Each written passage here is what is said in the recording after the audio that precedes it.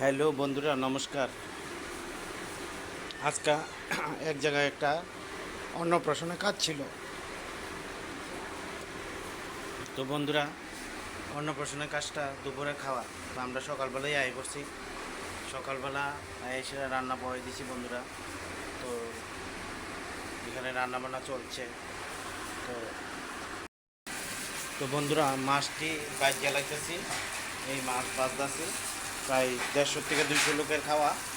মাছটি বাজতেছে, মাছ বাজা শুরু হয়ে গেছে। তারপর বন্ধুরা, জায়গাটা একদম অল্প দূর জায়গা, একটা চিবার মধ্যে রান্নাটা দিছে। গরমের দিন যেই কষ্ট হইতেছে বন্ধুরা।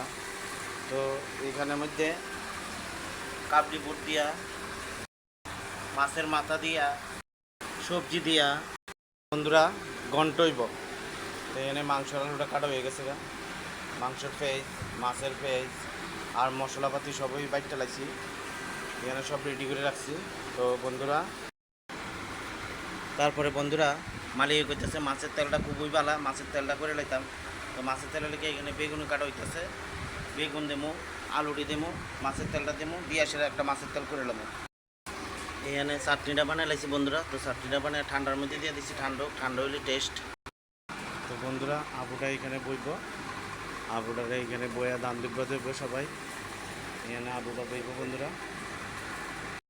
তারপর বন্ধুরা, কাজটা হইতেছে সুভাষনগর, প্রতাপগড় সুভাষনগর।